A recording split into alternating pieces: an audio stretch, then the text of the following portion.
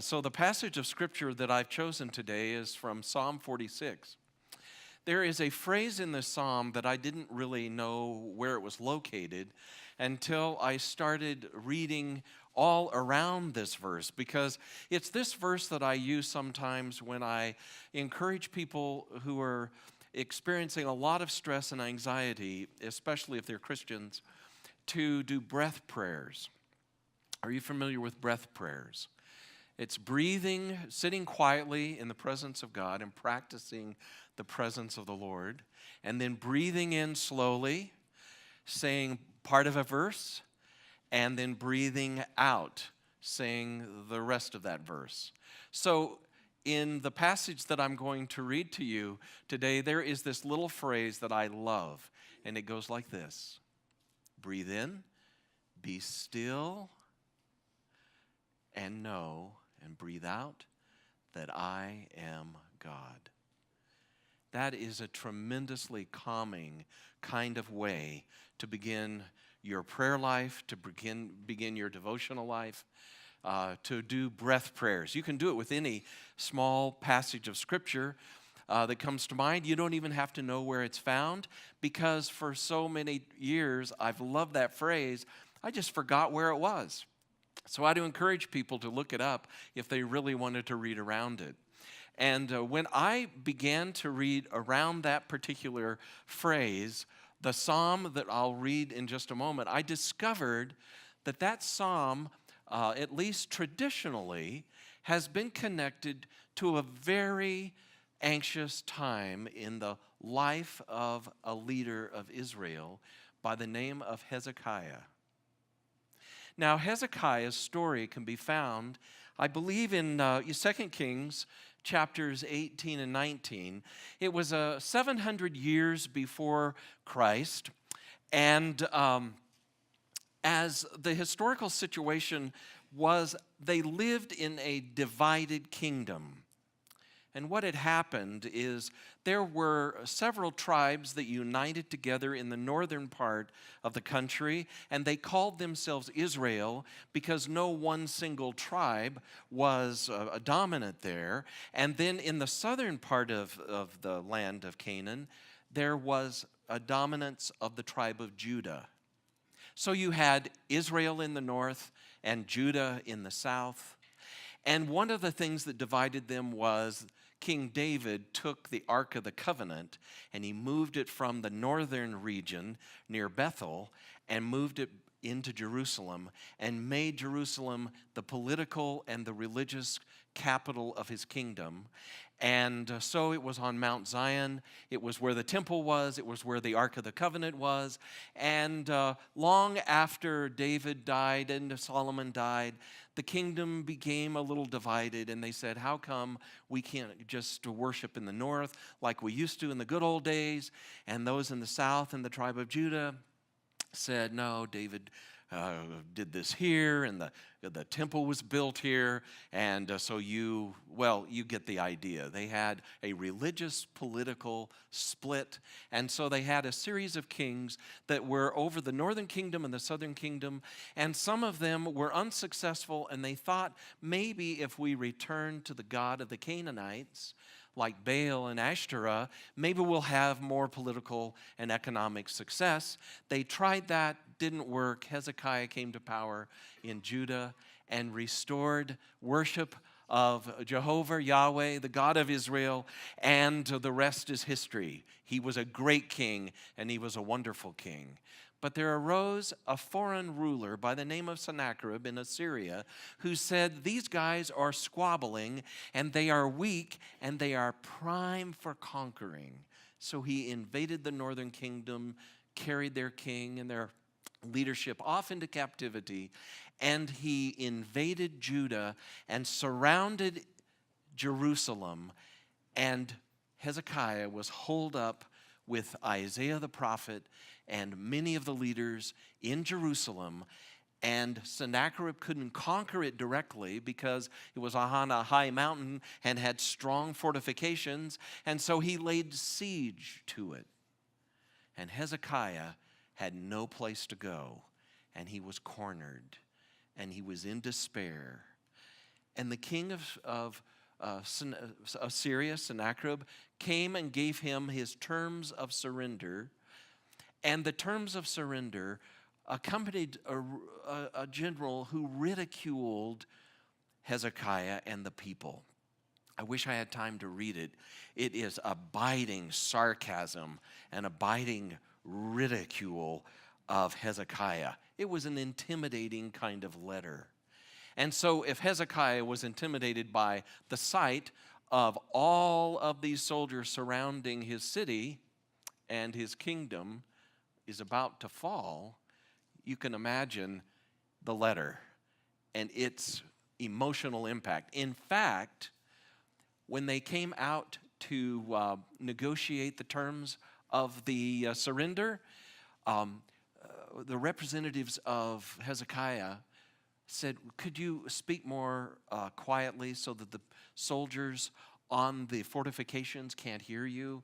And the general from Sennacherib said, I'm going to speak loudly because I want them to hear how stupid you are and how crazy you are to resist the great king Sennacherib and all of his army from Assyria.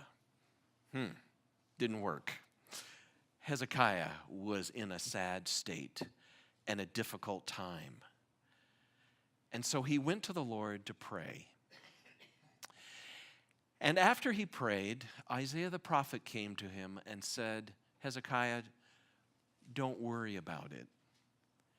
This is not your battle. This is God's battle. And the story is written in 2 Kings 18 and 19. That night, after a fitful sleep, Hezekiah awakened in the morning after the word of the Lord from Isaiah the prophet. And guess what? 185,000 soldiers of Sennacherib's army lay dead outside the gates. And this psalm was written in celebration of that. Psalm 46. God is our refuge and strength, an ever-present help in trouble. Therefore we will not fear, though the earth give way and the mountains fall into the heart of the sea, though its waters roar and foam and the mountains quake with their surging. There is a river whose streams make glad the city of God, the holy place where the Most High dwells. God is within her.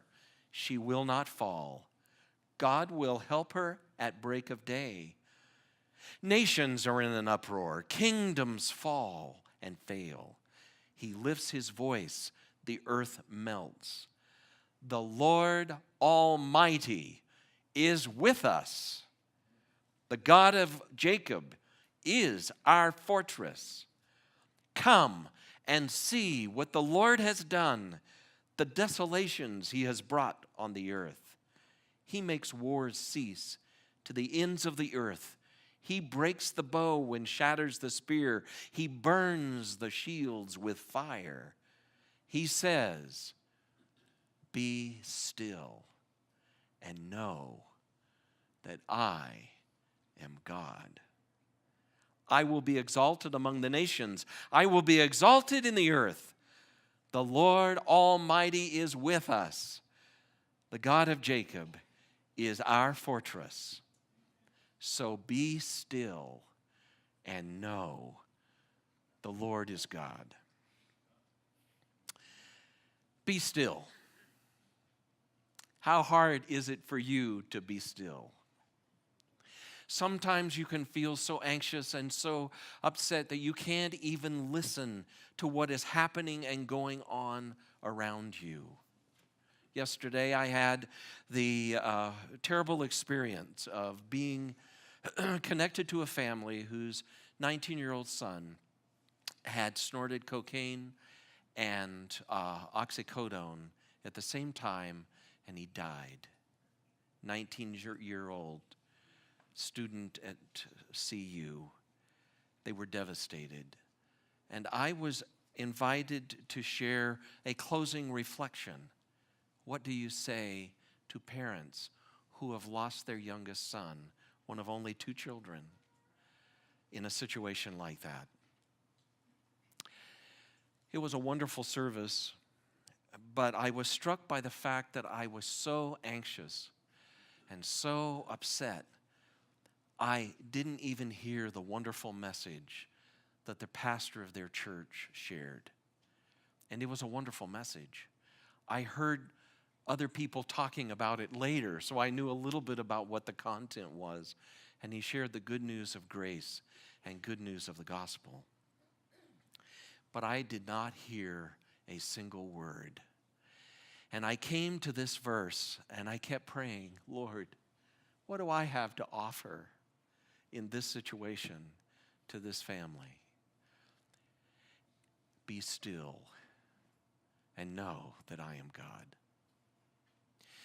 You know, you and I encounter those kinds of situations in which our competence is absolutely shattered, when we feel paralyzed and so anxious that we're not even functioning at our normal level.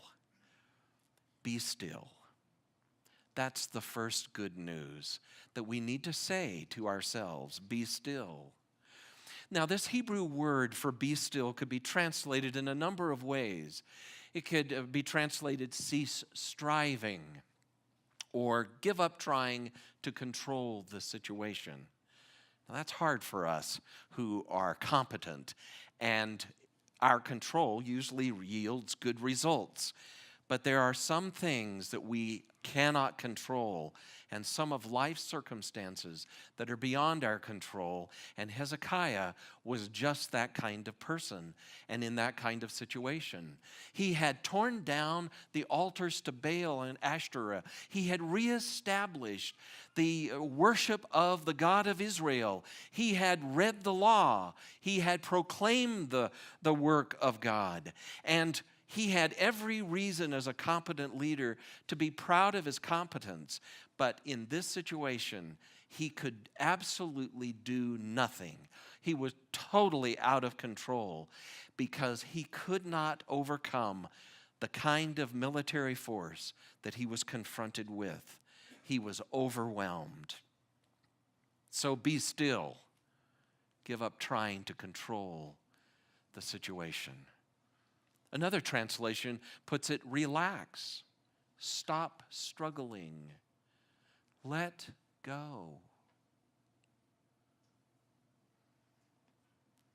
And finally, let it be.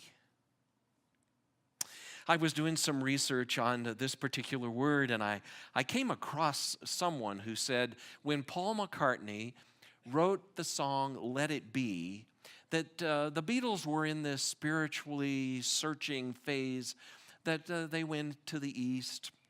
They found a guru that they followed, and they explored the Hebrew scriptures. And this particular song found its way out of that spiritual search. I thought, wow, that preaches, you know? That's a wonderful insight. So as I did more research, I came across Paul McCartney's writing of how he came to that song. It had nothing to do with this passage of Scripture. However, it has a message of its own. Bear with me while I read his story. I was going through a very difficult time around the autumn of 1968. It was late in the Beatles' career, and we had begun making a new album, a follow-up album to the White Album. As a group, we were starting to have problems. And I think I was sensing the Beatles were breaking up. So I was staying up late at night, drinking, doing drugs, clubbing, the way a lot of people were at the time. And I was really living and playing hard. The other guys were living out in the country with their partners, but I was still a bachelor in London with my own house in St. John's Wood. And that was kind of at the back of my mind also, that maybe it was about time I found someone, because it was before I got together with Linda. his partner. So I was exhausted. Some nights I'd go to bed and my head would just flop on the pillow, and when I'd wake up, I'd have difficulty pulling it off, thinking, good job, I woke up just then, or I might have suffocated. Then one night, somewhere between deep sleep and insomnia, I had the most comforting dream about my mother who had died when I was 14. She had been a nurse, my mom, and very hardworking. Because she wanted the best for us, we weren't a well-off family. We didn't have a car. We just barely had a television. So both my parents went out to work, and Mom contributed a good half to the family income. At night, when she came home, she would cook, so we didn't have a lot of time with each other, but she was just a very comforting presence in my life. And when she died, one of the difficulties I had as the years went by was that I couldn't remember her face so easily. That's how it is for a lot of people, I think. As each day goes by, you just can't bring their face into your mind, and you have to use photographs to remind you of what they look like. So in this dream, 12 years later, my mother appeared to me, and there was her face, completely clear, particularly her eyes. And she said to me very gently, very reassuringly, "Let it be." It was lovely. I woke up with a great feeling. It was really like she had visited me at this very difficult point in my life and gave me that message. Be gentle. Don't fight things. Just try and go with the flow, and it'll all work out. So being a musician, I went right over to the piano and started writing a song. When I find myself in times of trouble, Mother Mary comes to me. Mary was my mother's name. Speaking words of wisdom, let it be. There will be an answer. Let it be. It didn't take long, and I wrote the main body of it in one go, and then the subsequent verses developed from there. And when all the brokenhearted people living in the world agree, there will be an answer. Let it be. I thought it was special. So I played it to the guys and around a lot of people, and later it also became the title of an album because it had so much value to me, and because it just seemed definitive, those three little syllables. Plus, when something happens like that, as if by magic, I think it has a resonance with other people too. Not very long after that dream, I got together with Linda, which was the saving of me, and it was as if my mom had sent her, you could say. The song also was one of the first things Linda and I ever did together musically. We went to Abbey Road Studios one day, and where the recording sessions were in place, I lived nearby and often just dropped in and did little bits of my own. And I just thought, oh, it would be good to try harmony. And although Linda wasn't a professional singer, I'd heard her sing around the house, and I knew she could carry and hold a note. So she tried it, and it worked, and it stayed on the record. You can hear it to this day. These days, the song has become almost a hymn. We sang it at Linda's memorial service. We sang it after 9/11, and the radio played it a lot, which made it the obvious choice for me to sing when I did a benefit concert in New York City. Even before September the 11th, people used to lean out the cars and trucks and say, "Yo, Paul, let it be." So those words are really very special to me, because not only did my mom come to me in a dream and reassure me at a very difficult time in my life, and sure enough, things did get better after that, but also in putting them into a song and recording it with the Beatles, it became a comforting, healing statement for other people too. When I find myself in times of trouble, Mother Mary comes to me, speaking words of wisdom. let it be. Let it be. And in the hour of darkness, she's standing right in front of me, speaking words of wisdom. Let it be. Let it be. And when the brokenhearted people are living in the world agree, there will be an answer. Let it be. For though they may be parted, there is still a chance that they may see. There will be an answer. Let it be. Let it be. And when the night is cloudy and there is still a light that shines on me, shine until the morning. Let it be. Let it be. I wake up to the sound of music. Mother Mary, she comes to me. She says, let it be. Let it be. Let it be. Now, I must admit to you that when I've heard that song, I've often thought of the Virgin Mary. I've thought this is a song or a hymn that the Catholics can sing with great gusto and authenticity. I never heard the story before. But we don't need a rock star to tell us the words of wisdom that God inspired the psalmist to write long, long, long ago. Words that have been comforting and truth that we can rest our faith in long before Paul McCartney was born, or his mother died, or she came to him in a dream. See, the sense of this Hebrew word is cease striving. Let go and let God. Stop struggling. Let go. Let it be.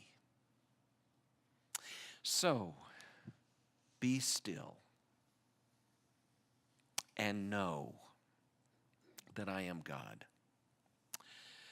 All of us have knowledge. All of us have the capacity to remember, to think, to look over facts, to make decisions.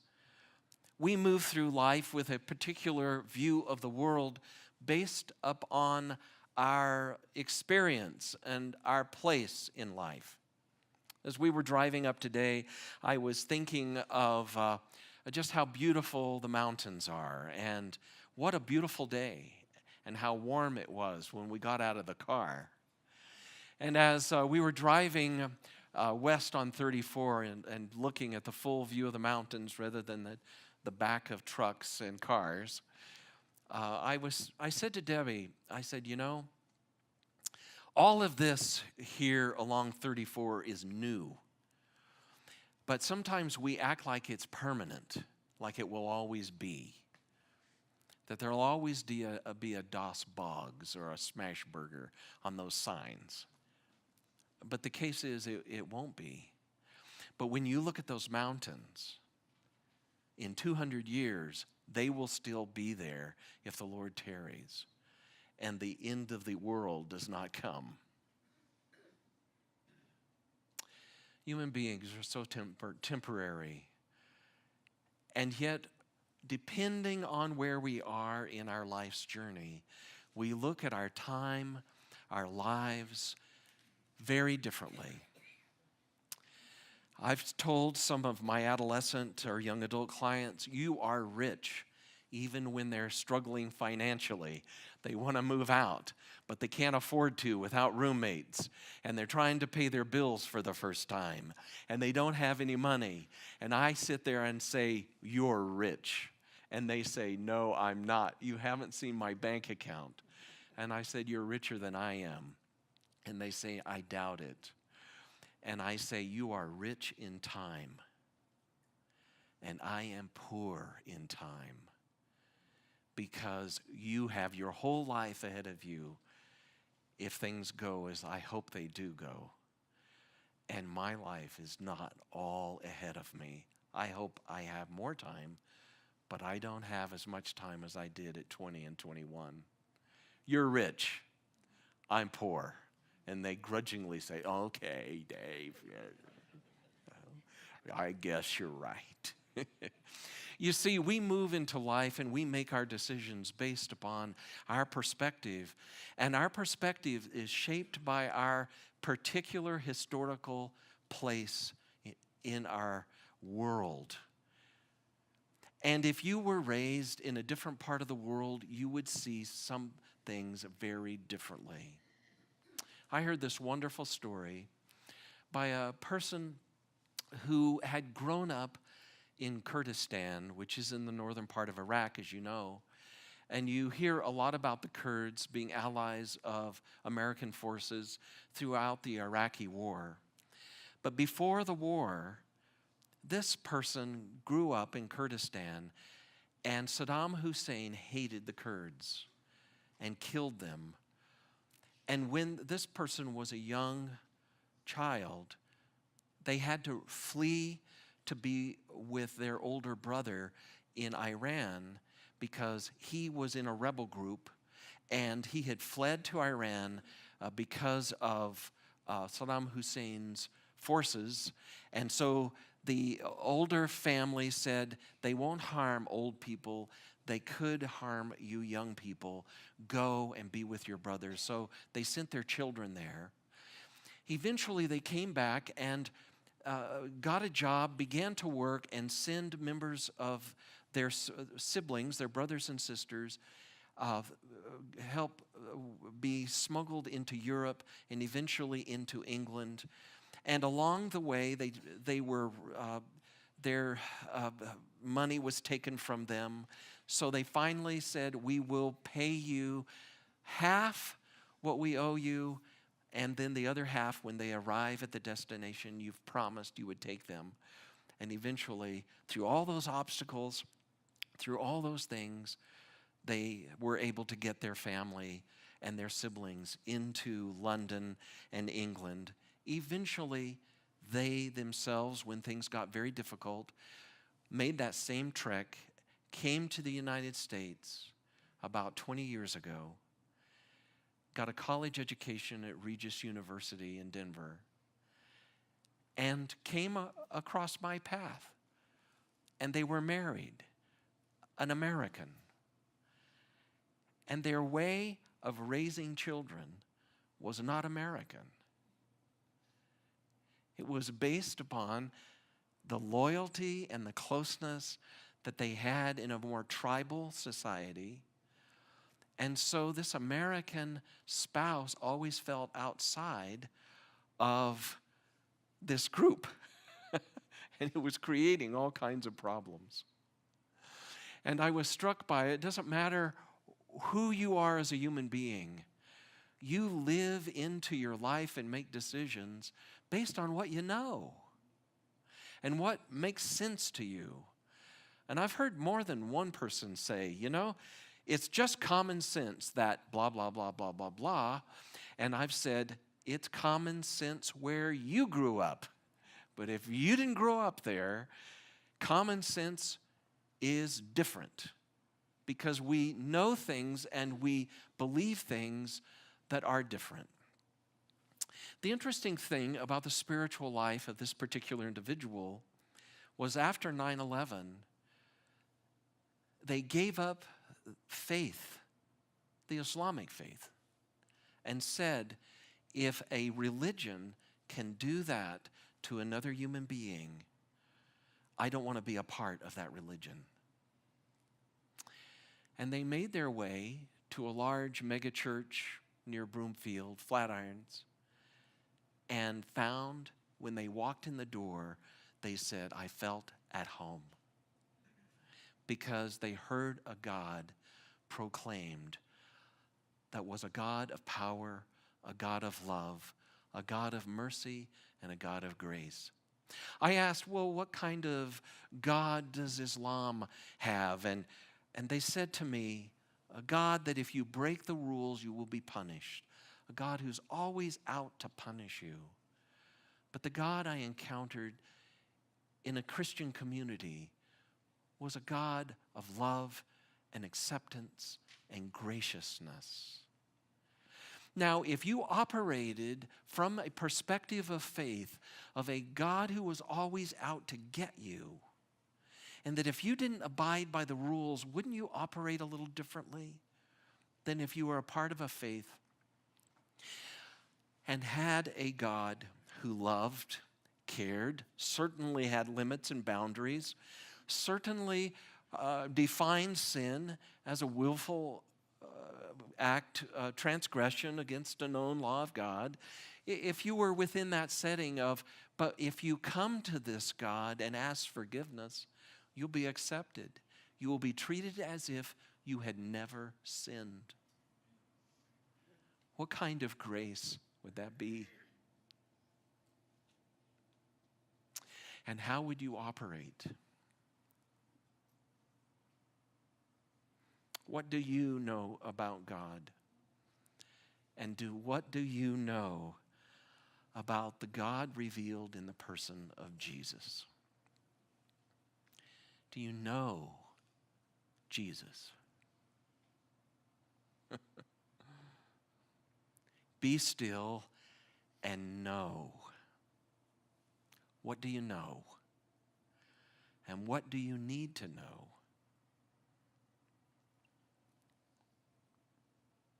Be still and know that I am God. One of the reasons that I like reading this psalm through the lens of Hezekiah and Sennacherib and that historical event is because it reminds me that when all human wisdom is inadequate and life circumstances remind us of our finitude, our limits, our ultimate helplessness, I know one who is not limited by my circumstances. One who knows me, warts and all. One who can be trusted. Be still and know that I am God. Remember, I am always present. I am your fortress. I am a very present help in time of need, he says, the psalmist says in 46:1. Your life may be falling apart like the mountains are falling into the sea. You may be shaking inside. You may be in conflict outside. But I am the one who can give you peace and turn instruments of conflict and war into instruments of peace. Be still and know that I am God. Recently, we were in worship and our pastor read a letter. He had known a family as an associate pastor in Bethany, where he was an associate pastor before he went to Tennessee and before he came to the Crossing Church of the Nazarene in Westminster. And it was a letter from a former acquaintance, parishioner in the church where he had been a youth associate and eventually a pastor. The family's son had been tragically injured playing football, and it changed the life of the family. Our pastor read the letter to us, and I said, Pastor, would you email that letter to me? Because I want to share it with others. He said, sure. Here's the letter that goes along with this passage. The father wrote Pastor Brian Wiesinger this: I hope you can use any of this. Do with it what you want. Cut it, edit, splice and dice. Thanks for your continued prayers. They are what sustain us. I cling to prayer now more than ever. And you can add that to what I've written below. I clearly remember backing out of my driveway about a week before Hudson got hurt. The sun was shining brightly in a blue sky. There wasn't much wind, which is a miracle in Oklahoma. It was a gorgeous day. And as I began to drive away from the house, I thought how wonderful life was and how everything seemed perfect. It's not that I hadn't experienced pain and suffering. I lost a very dear friend to a sudden cardiac episode. My mom fought through a brutal battle with lymphoma.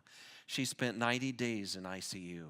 My dad endured 2 surgeries in an attempt to remove malignant tumors, only to discover it had spread to inoperable areas. I remember like it was yesterday, the Christmas morning my brother and I carried my dad into the living room to celebrate his last December 25th. But none of these events came close to the pain I experienced when my son Hudson suffered a spinal cord injury on October the 23rd, 2015. I can't get the image out of my head when they rolled him over on the field, his body tethered to a backboard. It was the look he gave me when our eyes met. Some of you know that look. You've seen it. It's the look of fear, confusion, and desperation. That is the first time I truly entered the valley of the shadow of death. I knew about this valley. I thought I'd been there before, but no. When I realized every bit of joy had left my soul, when I was in uncharted territory, it was a soul-tearing pain, both physically painful, but much more spiritually painful. I consider myself a very positive person. I had walked with Jesus over 30 years. I was a transformed Christian. I've tried to remain surrendered to Jesus. I knew Christians weren't exempt from bad things, but this was over the top. I truly believed I would never feel joy again. And as we near the year anniversary of Hudson's injury, I can testify to a few things. I'm still in the valley, but I'm moving uphill. Along the way, I've been bathed in light. Some truths have been revealed. First, I was playing church prior to October 23rd, 2015. I thought I'd prayed in earnest. I thought I knew the scriptures. I was wrong. I've learned to pray in the last year, to truly pour myself out before God. I've learned to listen for His voice. I've learned that God has special agents. He uses them to speak the right words at the right time. He sends them to remodel your house so that a wheelchair can be accessible in places it wasn't before. He prompts them to give you a vehicle. He places it on their heart to bring you honey chipotle chicken crispers from Chili's. He guides them to intercept you when you need it the most. While in the valley, I have learned God is with me. I hear Him tell me to trust Him. When I am about to get overwhelmed with fear, His Spirit invades me and reminds me He has a plan. When I feel grief knocking on my heart's door as I watch my son struggle through tasks we able-bodied take for granted, Jesus invades my heart, and His message has been the same from the beginning. Don't be afraid. Just believe.